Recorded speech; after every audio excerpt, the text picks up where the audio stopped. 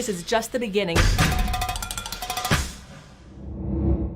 Welcome to Hard Truths, Criminal Justice Reform, a virtual event. I'm Hope King, business reporter at Axios. Thank you to YouTube for making today's Hard Truths conversation on criminal justice reform possible. Welcome to our audiences on Facebook, YouTube, Twitter, LinkedIn, and on Axios.com. Join the conversation today on Twitter with @Axios and hashtag Axios Events. Over the next 30 minutes, I'll be joined by my colleague, Russell Contreras. Today also marks 1 year since George Floyd's death. As we reflect on his death 1 year later in this event, we'll unpack how sentencing disparities disproportionately impact people of color and what reforms are being put into place to dispel decades of inequitable outcomes in our criminal justice system. Our first guest is the representative for California's 37th Congressional District, Representative Karen Bass, joining us from Washington, D.C. Welcome to Axios, and thank you for joining us. Thanks for having me on. You've had an extensive advocacy record on criminal justice reform. What do you still see as being the biggest disparities in the criminal justice system? Well, actually, I would say there are disparities from the beginning, the middle, and the end that continue. I am excited that finally our nation is raising the questions, both nationally, state, and local, looking at the criminal justice system. But I would say, if I had to say, the greatest disparity is really when it comes to the ability of people to defend themselves and to get proper legal representation. So if we look at our criminal justice system, income inequality is key in terms of how sentences and people are able to avoid incarceration. And we are at the 1 year mark of George Floyd's death. You reintroduced the George Floyd Justice and Policing Act in February, which you're looking for getting more and better training. You've got grants for public safety. You've also said this won't solve the problem. So what are some of the new measures you're hoping to add here? Well, first of all, the most important part of the bill is the bill that holds officers accountable. Because I think as a country, we are tired and we are horrified in seeing videotape after videotape after videotape. One thing that the cameras have shown, the body cameras have shown, is that police are not telling the truth. The case that happened a couple of years ago where the tape was just released last week, where the officer said the individual died in a car accident. And it turns out that they essentially beat him to death. And so we have got to hold officers accountable.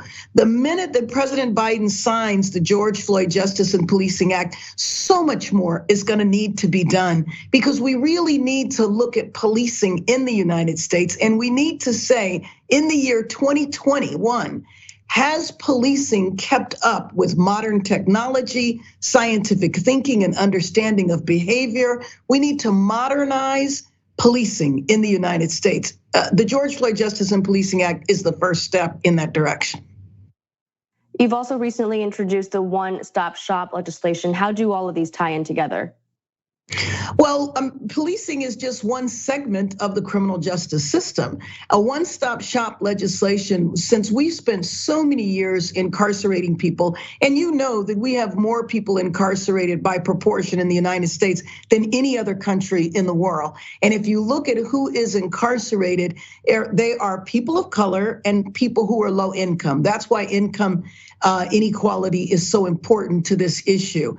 Because we have incarcerated so many people and now we're beginning to change, we are releasing people, but we don't provide anything for them to successfully reintegrate back into society.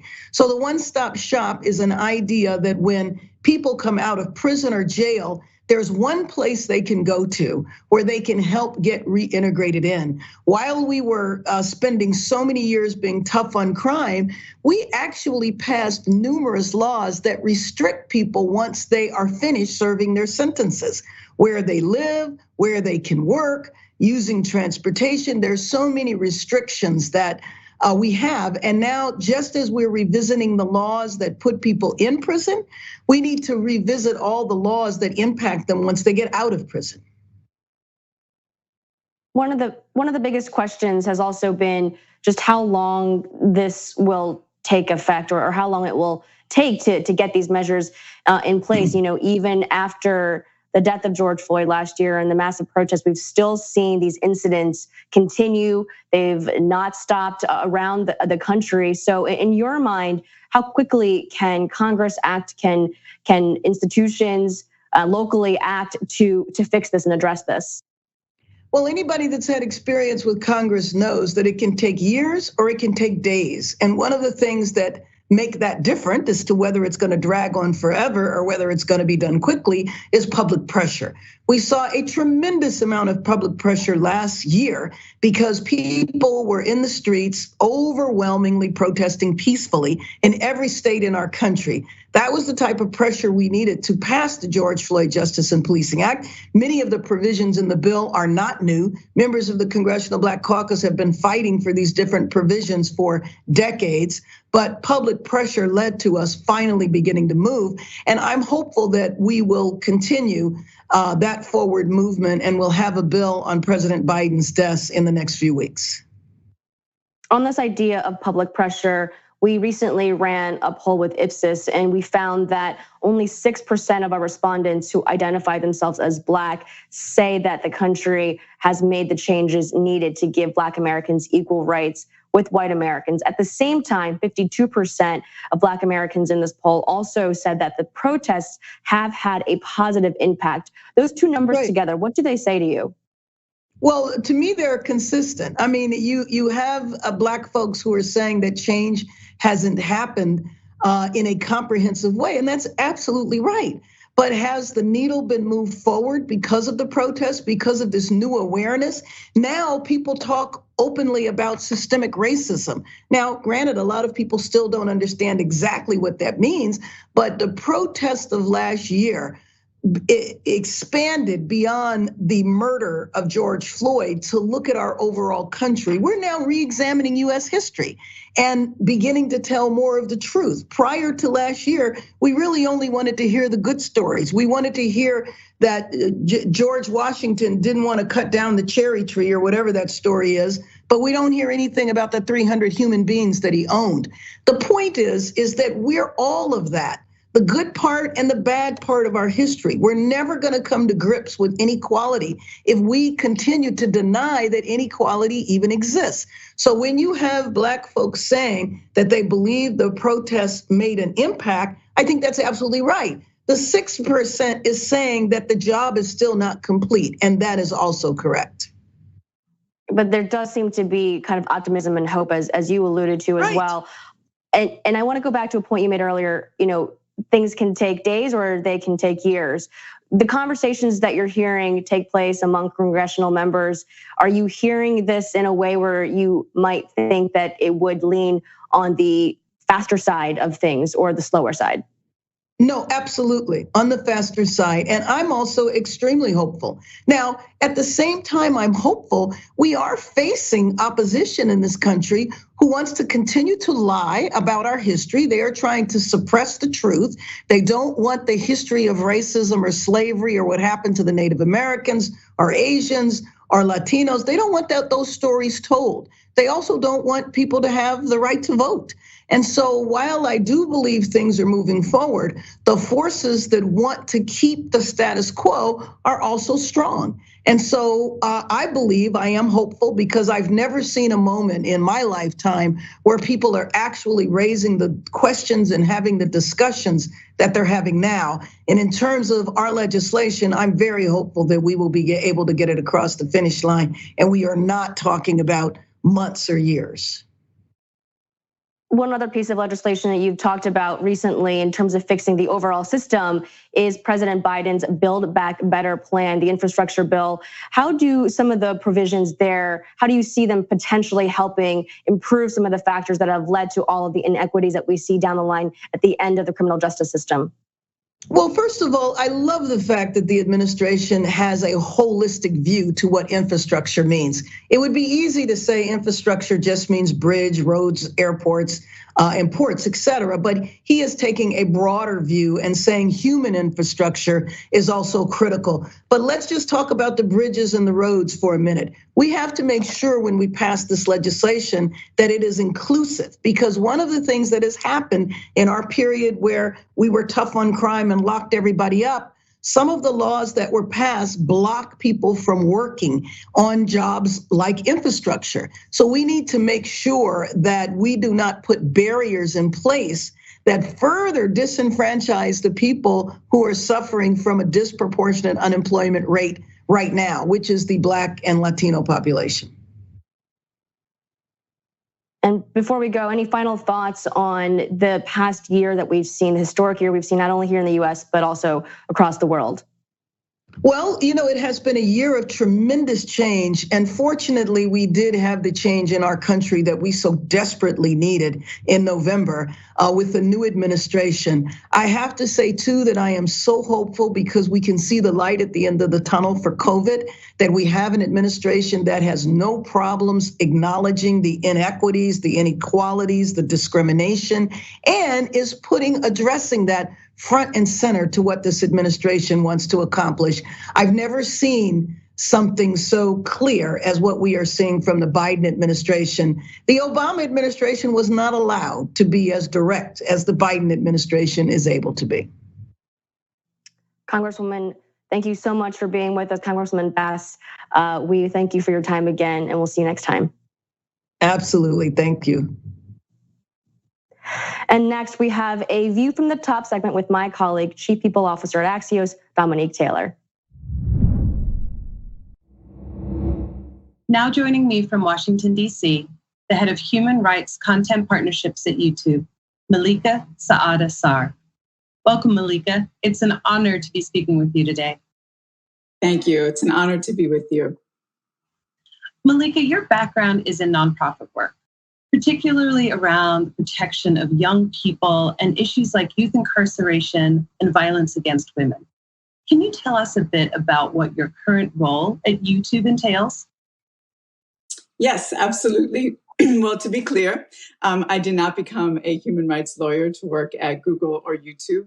I spent almost 20 years doing the work of fighting child trafficking and issues of gender-based violence and racial equity and justice.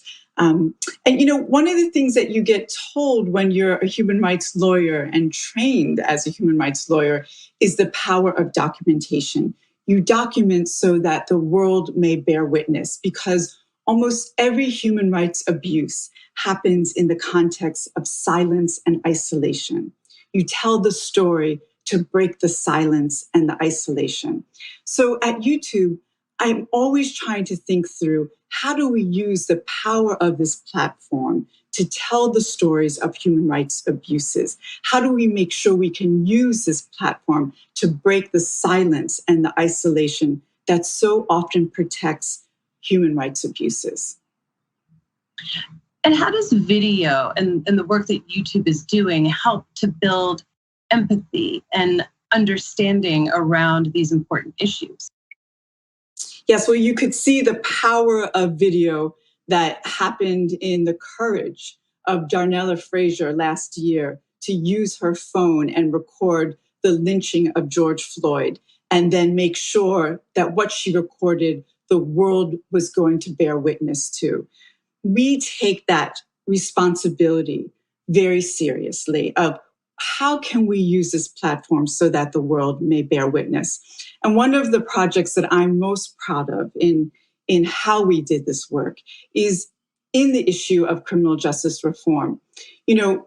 It's hard to tell the stories of those behind bars, right? It's hard to be able to tell the stories of what it's like to be in prison. And it's especially hard to tell the stories of children behind bars. So we did something called Project Witness, working with adults who were incarcerated as children.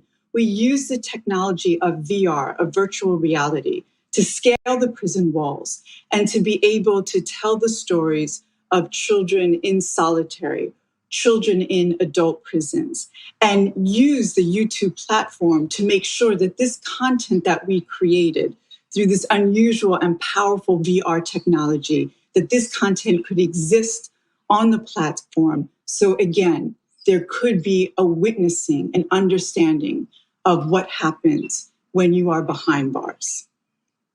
And the ability to bear witness has always been a powerful tool against injustice. And you referenced George Floyd's murder.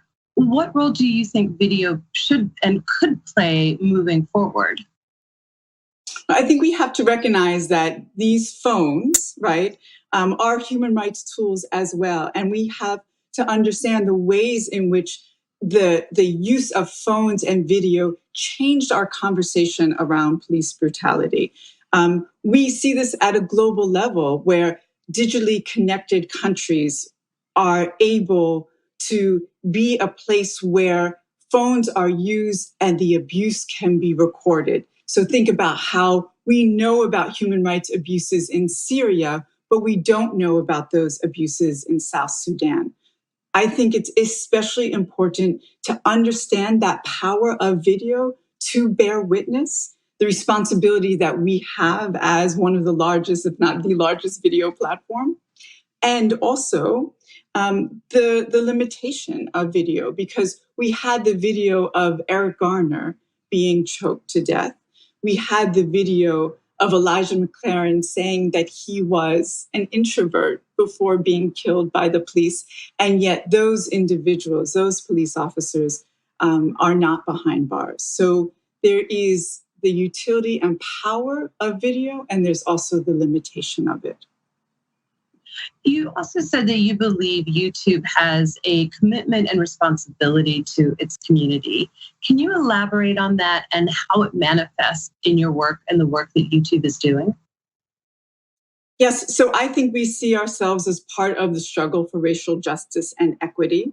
And we want to ensure that that commitment is not performative. And where that is most importantly demonstrated is in our commitment around criminal justice reform. We wanted to make sure that that was an authentic commitment that we were moving forward with. And so our executive leadership visited prisons and jails across the country, Rikers, San Quentin. And out of those visits came some really powerful commitments to telling the stories. One was a short doc on YouTube that was based on the stories of those incarcerated at Rikers and their loved ones. We also did a YouTube originals on the brokenness of the cash bail system. Very proud of that work, which is right now available on YTO, to be able to really, again, bear witness to why our cash bail system is so deeply broken and the need for reform. And the other area of commitment that we're really proud of is the Grow with Google program for returning citizens to learn digital literacy and be certified in that area. And then lastly, we've done the work of Project Witness. And I think all of this has been done with a tremendous understanding that the work of racial equity and the work of justice is a long road that we are committed to. Thank you, Malika, for sharing your story, for sharing how you are harnessing this platform to make a difference. I am very grateful for this conversation and for the work that you are doing. Thank you so much. And thank you to YouTube for sponsoring this worthy conversation. And now to my colleague, Russell Contreras.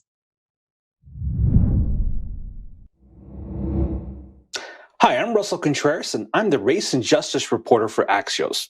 Our final guest is the founder and executive director of Ladies of Hope Ministries and a senior advisor at New Yorkers United for Justice. Topeka K. Sam is joining us from Miami, Florida. Topeka, thank you so much for taking part. Oh, thank you so much, Russ, for having me.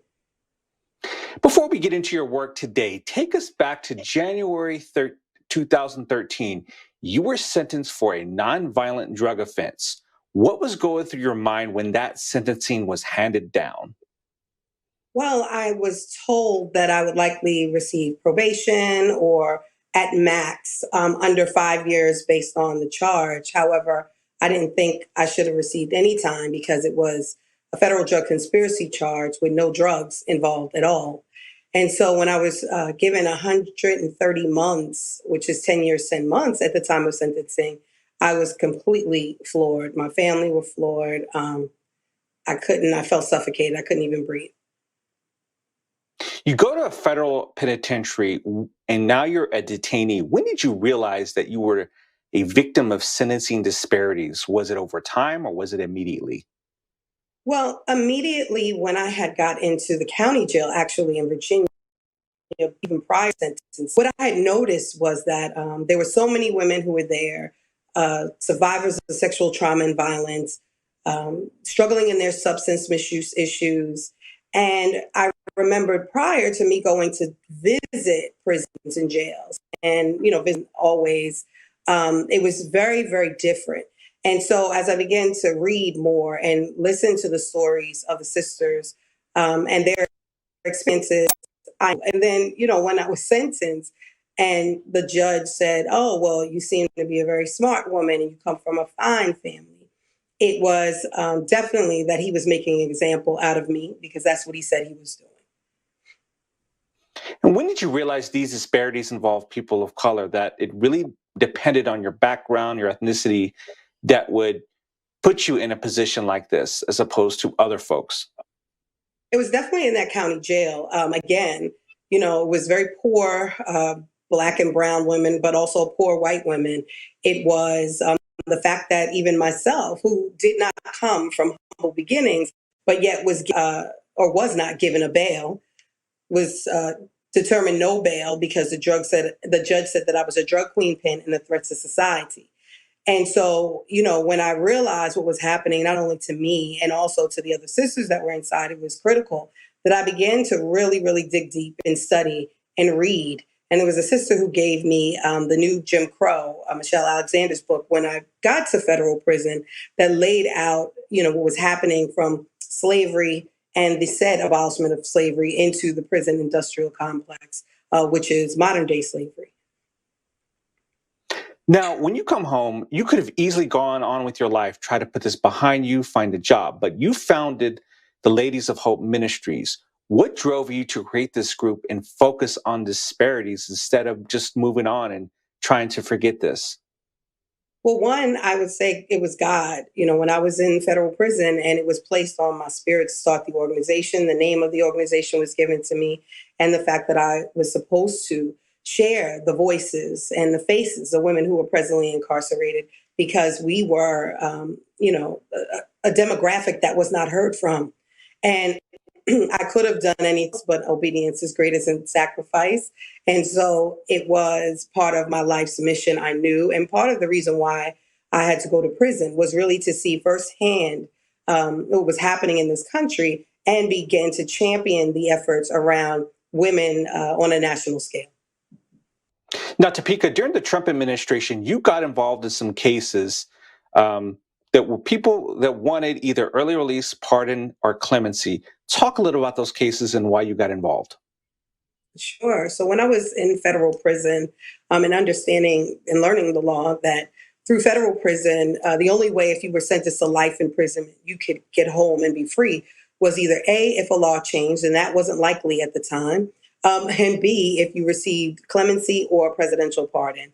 And so we worked prior with the Obama administration through Amy Pova with Can Do Clemency with identifying cases of women and men who were, deserving per the research and the people that reached out of getting clemency and or a pardon. Now, when I was incarcerated, I had met with sisters who had been there for already 10 and 20 years who began telling me about people that I needed to meet, like Ramona Brandt, who is no longer with us due to health issues that weren't taken care of while she was incarcerated, or Michelle West, who's presently incarcerated now, serving life plus 50 years, plus 10 years supervision for nonviolent drug offense, or Alice Marie Johnson, who, as we know, was also sentenced to life. And after 20 years, we were able to elevate her case through the panels that I did, Real Women, Real Voices, at law schools around the country. And then eventually doing a video with Mike.Crime through Michael Skolnick that went viral.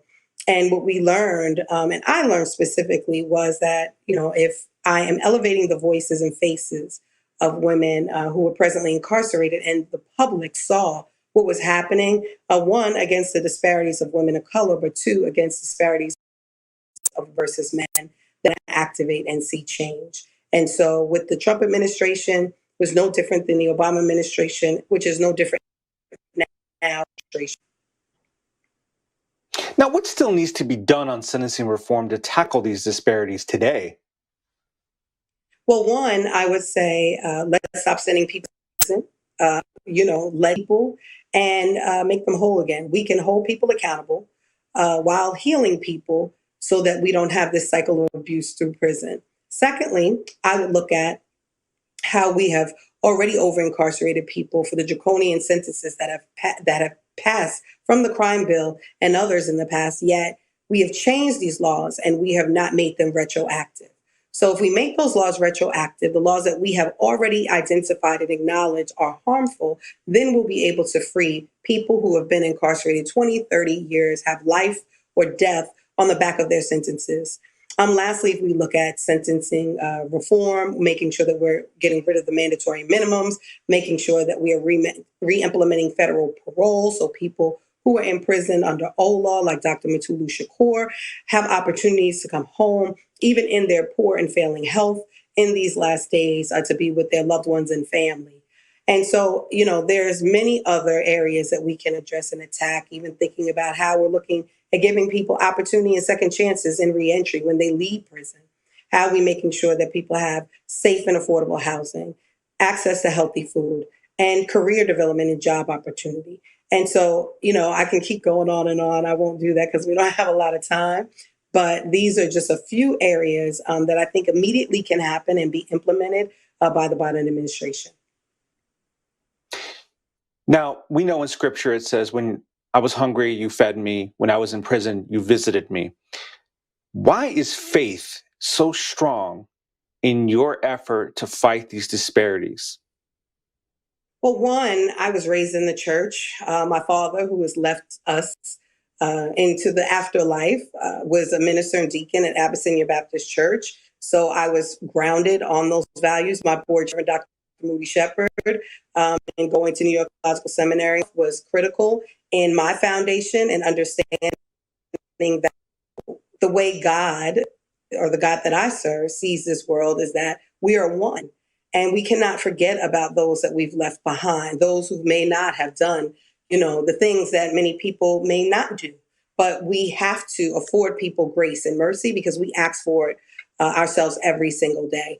And so for me, God doesn't tell me not to go into the lion's den or go working with a particular administration. What God says is that God will give me, the word of God says that God will give me the things that I need in order to fight the battle, and that I will be protected as long as I believe that I'm moving in the way that God wants me to.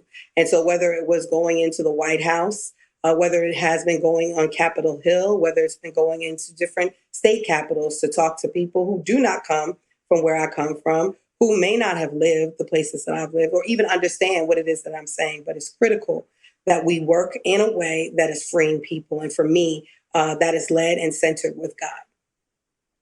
In the last 30 seconds, what message would you have for somebody right now dealing with the sentencing disparity that's able to hear your message? I would say, keep faith, keep hope, that there is a movement happening out here that is led by people that have lived your direct experience. And there are allies that have lived the experience either through us or through even loved ones. That the numbers are no longer uncommon to see that 1 in every 3 adults impacted loved one that has faced incarceration, and that we are not going to fight until all of our sisters and brothers are free. So as long as we are fighting together, we are coming together instead of not being siloed, we will see freedom for each and every person who is in this country. Topeka K. Sam, thank you for joining Axios. We really appreciate your time and the work you do. Thank you so much, Russ, and I appreciate the opportunity to be here on Axios. And thank you for joining this afternoon for another vital conversation that has made everyone smarter, faster. And thank you to our sponsor, YouTube, for making this event possible. To dive deeper into our Hard Truths, Criminal Justice, or other Hard Truths series, please visit axios.com/hard-truths. or go to our Axios app. Thank you for joining, and we'll see you on Axios.com.